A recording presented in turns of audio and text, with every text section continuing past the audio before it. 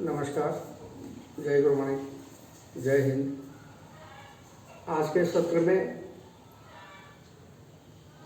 Doctor APJ Abdul Kalam जी का गद्य है मेरा बचपन।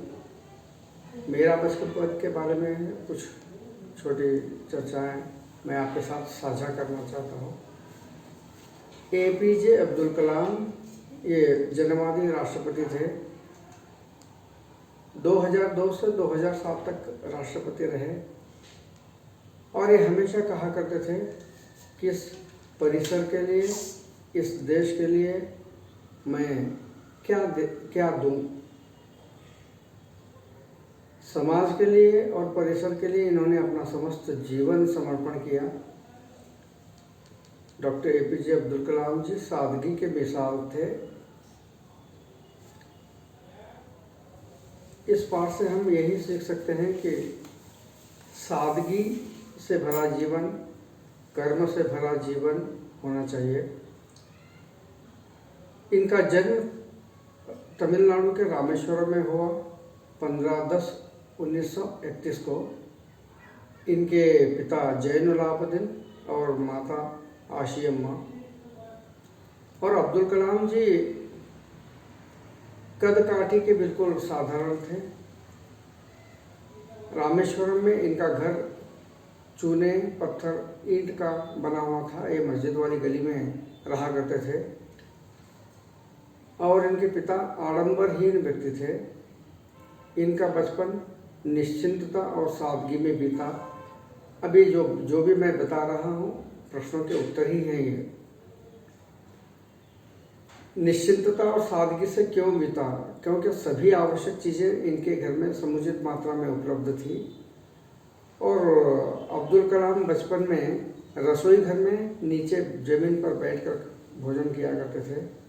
इनकी माताजी केले का पत्ता बिछाती और गरम गरम चावल पत्तल पे परोसती और उसमें स्वादिष्ट सांभर, नारियल की चटनी और घर का बना हुआ अचार दिया करते थे। रामेश्वरम एक तीर्थ स्थल है। रामेश्वरम एक शिव मंदिर है, वहाँ पर तीर्थ स्थल है। और इनके परम मित्र पक्षी लक्ष्मण शास्त्री जी थे, जो इनके पिता के साथ हमेशा अध्यात्म पर चर्चा होती थी।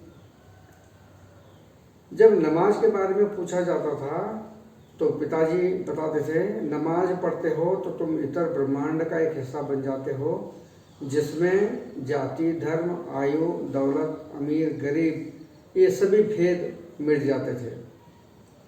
और इनके पिताजी की दिनचर्या सुबह 4 बजे से शुरू होती थी। इनके पिताजी सुबह 4 बजे नमाज पढ़कर नारियल की खेती पे जाते थे और बहुत सारे नारियल ले आते थे। अब्दुल कलाम जी अधिकतर इनके पिताजी का ही अनुकरण किया करते थे और पिताजी और अहमद जलालुद्दीन दोनों मिलकर नौकाएं बनाने का व्यापार शुरू किया। वो नौकाएं रामेश्वरम से धनुषकोडी तक, सेतुकराई जिसे कहते हैं धनुषकोडी को, जहाँ पर राम सेतु बंधा हुआ है, अभी भी आपको देखने में मिलता है। कुछ हिस्सा समुद्र में लुप्त हो गया है। रामेश्वरम से धनुषकोडी को तीर्थ यात्रियों को लाना और ले जाने का काम किया करते थे।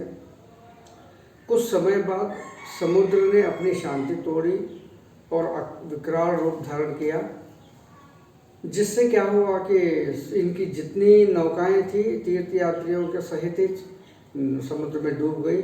और वहाँ पर एक बहुत बड़ा पामबन था, वो पामबन पुल भी टूट गया।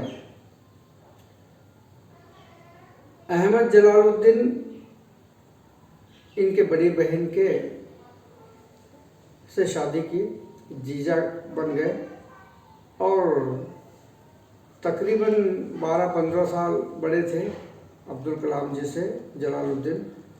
फिर भी ये उनके अंतरंग के मित्र बन गए और जलालुद्दीन कलाम को आज़ाद के नाम से बुलाया करते थे।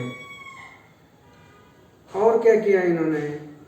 अब्दुल कलाम को शिक्षित व्यक्ति, वैज्ञानिक खोजों, समकालीन साहित्य, चिकित्सा विज्ञान की उपलब्धियों के बारे में हमेशा बताया करते थे।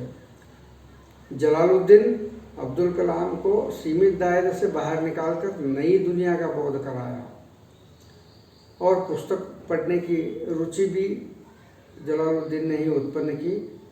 वहाँ उस समय में पुस्तकें बड़ी दुर्लभ वस्तु हुआ करती थी। और एक प्रभाव इनके ऊपर पड़ा वो थे इनके चचेरे भाई शमशुद्दीन। वे अखबार का वितरण करते थे, रामेश्वरम से अखबार मंगाया करते थे। 1000 प्रतियां बिकती थी। और बचपन के मित्र थे अब्दुल कलाम के, बचपन के 3 मित्र थे। पहला था रामानंद शास्त्री, दूसरा था अरविंदन और तीसरा था शिव प्रकाश। इन तीनों से जब मित्रता होती थी तो हम अब्दुल कलाम से ये सीख सकते हैं कि सभी जात पात के, धन दौलत के, छोटे और बड़ों का, ये सब भेदभाव मिटाकर प्रेम से रहने का संदेश मिलता है और हमेशा कर्म करने का संदेश मिलता है। हमेशा अब्दुल कलाम जी कहा करते थे। अब APJ अब्दुल कलाम का फुल फॉर्म क्या है? अबुल फकीर जैनुलाब्दीन अब्दुल कलाम। APJ अबुल फकीर जैनुलाब्दीन अब्दुल कलाम, इनका पूरा नाम। तो अब्दुल कलाम जी के जीवन से ओतप्रोत होकर इनकी एक भी अगर से प्रेरणा हम हमारे जीवन में अपनाते हैं तो जीवन सफल हो जाएगा। सादगी से रहना, उच्च विचार रखना, ये इनके जीवन के लक्ष्य थे। अब्दुल कलाम जी के इस पाठ को आप लोग भली भांति समझ गए होंगे। इसे एक बार समझ में नहीं आया तो और कई बार सुनिए, जो सुनते हैं उसको लिखिए, लिखने के बाद आपको समझ में आ जाएगा। तो इस पाठ को मैं यहाँ पर संपन्न करता हूँ। जय हिंद, जय कर्नाटक।